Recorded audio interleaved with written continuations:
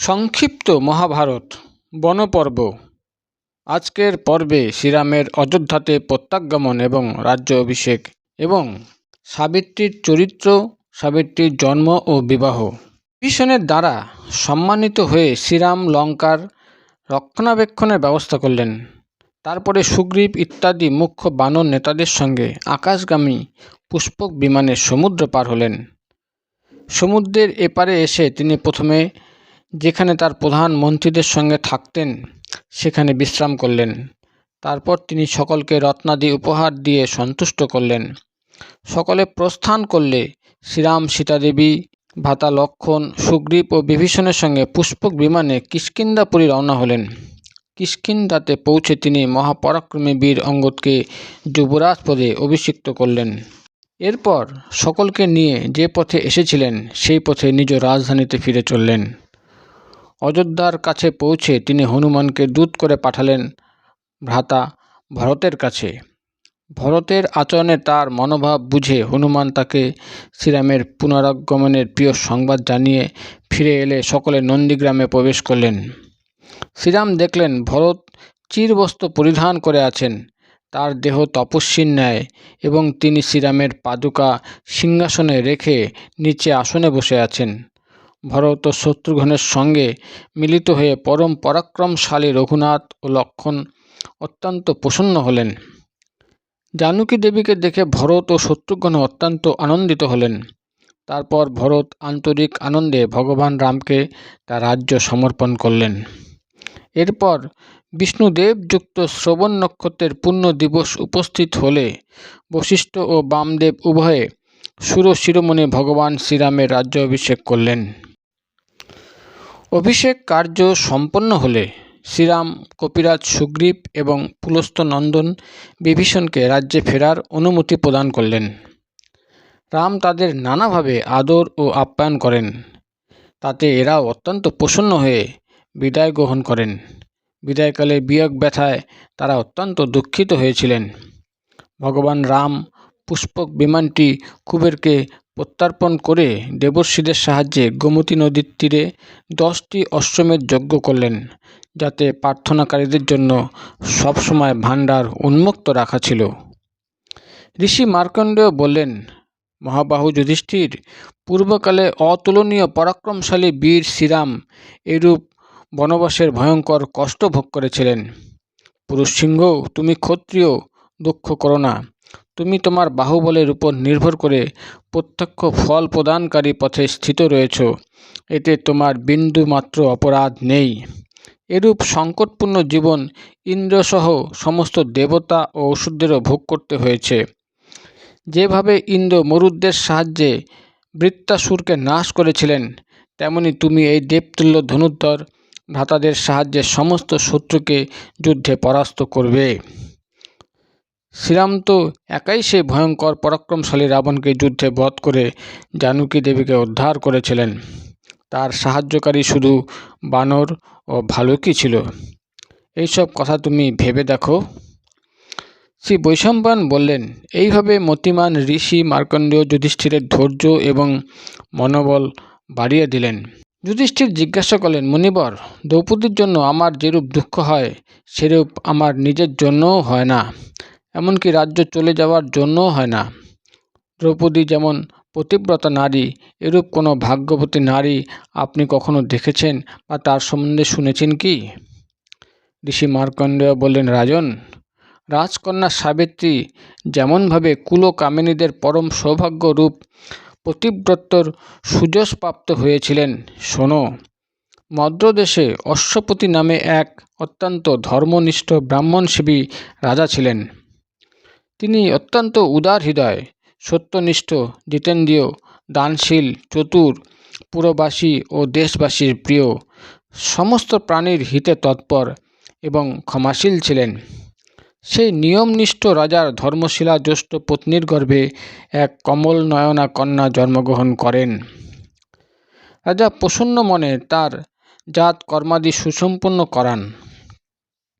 সাবিত্রী দেবীকে যজ্ঞে আহ্বান করায় সাবিত্রী দেবী প্রসন্ন হয়ে এই কন্যা প্রদান করেন। তাই ব্রাহ্মণরা এবং রাজা তার নাম রাখেন সাবিত্রী। মূর্তিমতী লক্ষ্মীর ন্যায় কন্যা ক্রমশ বড় হতে লাগলেন এবং যৌবনে প্রবেশ করলেন।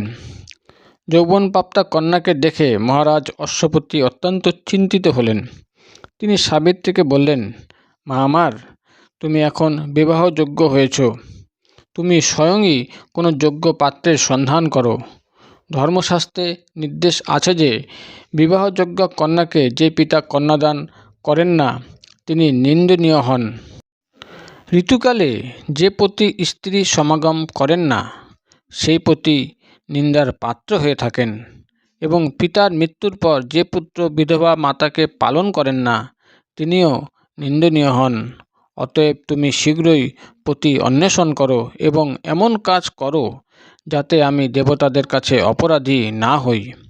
কন্যাকে এই কথা বলে তিনি বয়োবৃদ্ধ মন্ত্রীদের নির্দেশ দিলেন তারা যেন সাবিত্রীকে অনুসরণ করেন।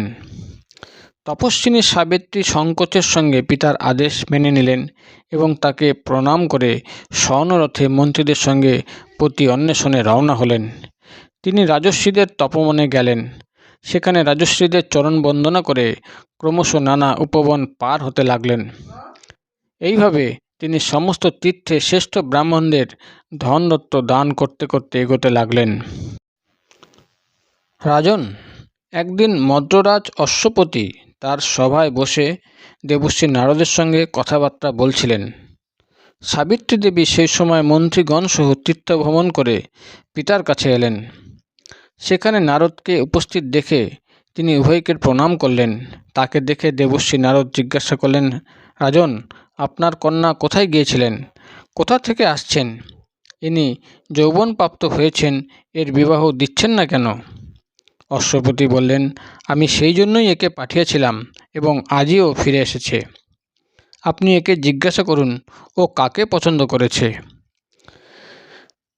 তারপর অশ্বপতি সাবিত্রীকে বললেন, তুমি তোমার কথা বলো। সাবিত্রী তার নির্দেশ মেনে বললেন, শাল্বদেশে দুমত সেন নামে এক বিখ্যাত ধর্মাত্মা রাজা ছিলেন। পরে তিনি অন্ধ হয়ে যান। তিনি অন্ধ হয়ে যাওয়ায় এবং তার পুত্র বাল্য অবস্থায় থাকার সুযোগে তার পূর্বশত্রু এক প্রতিবেশী রাজা তার রাজ্য দখল করেন।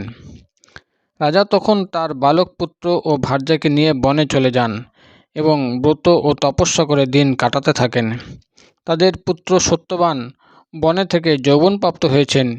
তিনি আমার যোগ্য, আর আমি মনে মনে তাকেই পতিরূপে বরণ করেছি। তাই শুনে নারদ বললেন, রাজন, অত্যন্ত চিন্তার কথা। সাবিত্রীর পক্ষে বড় ভুল হয়েছে। সে না জেনেই সত্যবানকে গুণবান মনে করে তাকে বরণ করেছে। এই কুমার সত্যবানের পিতা সত্যভাষী এবং মাতাও সত্য ভাষণ করেন, তাই ব্রাহ্মণরা তার নাম রেখেছেন সত্যবান। রাজা জিজ্ঞাসা করলেন, পিতার প্রিয় পুত্র রাজকুমার সত্যবান এখন তেজস্বী, বুদ্ধিমান, ক্ষমাবান এবং শূরবীর হয়ে উঠেছেন তো? দেবশ্রী নারদ বললেন, দুমত সেনের বীর পুত্র সূর্যের ন্যায় তেজস্বী, বৃহস্পতির মতো বুদ্ধিমান, ইন্দ্রের ন্যায় বীর, পৃথিবীর মতো ক্ষমাশীল, রন্তিদেবের মতো দাতা, উশিনরের পুত্র শিবির মতো ব্রহ্মণ্য এবং সত্যবাদী, যজাতির মতো উদার, চন্দ্রের মতো প্রিয় দর্শন এবং অশ্বিনী কুমারদের মতো রূপবান। তিনি জিতেন্দ্রীয়, মৃদু স্বভাব, শূরবীর, বন্ধু স্বভাবাপন্ন, ঈর্ষাহীন, লজ্জাশীল এবং তেজস্বী। তপস্যা ও শীলে নিষ্ঠ ব্রাহ্মণগণ তাঁর সম্পর্কে সংক্ষেপে বলে থাকেন যে তার মধ্যে সারল্য সর্বদা বিরাজ করে। অশ্বপতি বললেন, ভগবান, আপনি তো তাকে সর্বগুণ সম্পন্ন বলে জানাচ্ছেন। তার মধ্যে যদি কোনো দোষ থাকে তবে সেটাও আমাকে নির্দ্বিধায় বলুন। দেবশ্রী নারদ বললেন, তার মধ্যে একটি মাত্র দোষ আছে, তাতেই তার সমস্ত গুণ অবদমিত হয়ে আছেন এবং কোনোভাবেই তা রোধ করা যাবে না। এছাড়া তার মধ্যে আর কোনো দোষ নেই। সেই দোষ হলো যে আজ থেকে ঠিক 1 বছর পরে সত্যবানের আয়ু শেষ হয়ে যাবে এবং সে দেহত্যাগ করবে। রাজা তখন সাবিত্রীকে ডেকে বললেন, সাবিত্রী, এখানে এসো। তুমি আবার যাও এবং অন্য কোনো বরের সন্ধান করো। দেবশ্রী নারদ আমাকে বলেছেন সত্যবান অল্প আয়ু, সে 1 বছর পরেই দেহত্যাগ করবে। সাবিত্রী বলেন, পিতা, কাঠ বা পাথরের টুকরো একবারই পৃথক হয়। কন্যাকে একবারই দান করা যায় এবং আমি দান করলাম এই সংকল্প একবারই করা যায়। এখন আমি যাকে বরণ করেছি তিনি দীর্ঘায়ু হন অথবা স্বল্পায়ু হন, গুণবান হন অথবা গুণহীন, তিনি আমার পতি হবেন। অন্য কোনো পুরুষকে আমি বরণ করতে পারবো না।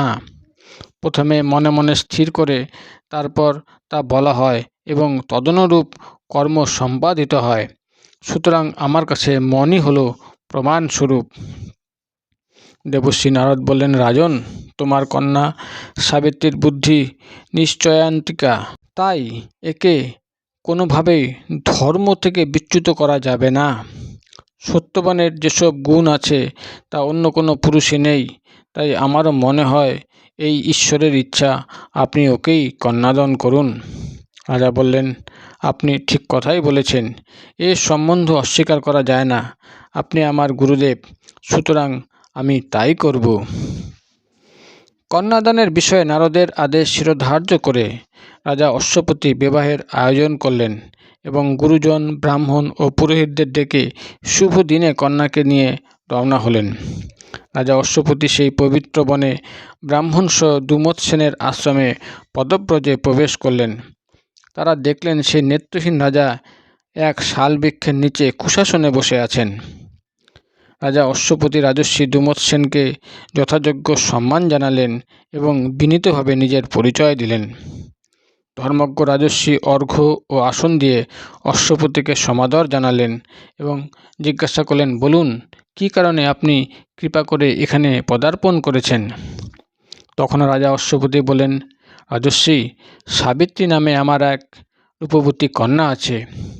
একে ধর্ম অনুসারে আপনার পুত্রবধূরূপে স্বীকার করুন।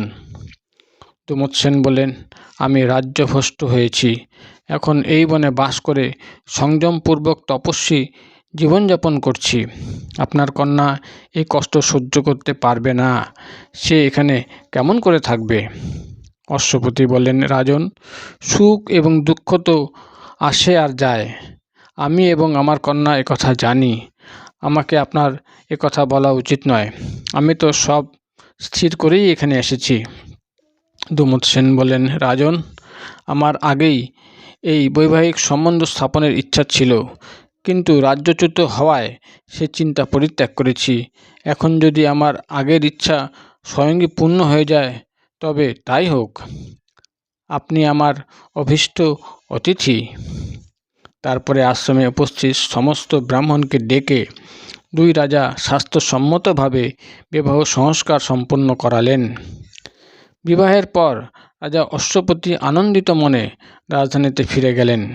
সর্বগুণ সম্পন্না ভার্যা পেয়ে সত্যবান অত্যন্ত প্রসন্ন হলেন। সাবিত্রীও নিজ মনমতো স্বামী লাভ করে আনন্দিত হলেন। পিতা ফিরে গেলে সাবিত্রী তার গায়ের সমস্ত গহনা খুলে গেরুয়া বসন ধারণ করলেন। তার সেবা, গুণ, বিনয়, সংযম এবং সকলের মনের মতো কাজ করায় সকলেই তার উপর অত্যন্ত সন্তুষ্ট হলেন।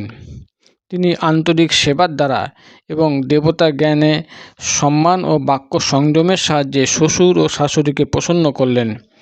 এই প্রকার মধুর বাক্য, কার্যকুশলতা, শান্তি ও একান্ত সেবার সাহায্যে সাবিত্রী পতিকেও সন্তুষ্ট করলেন।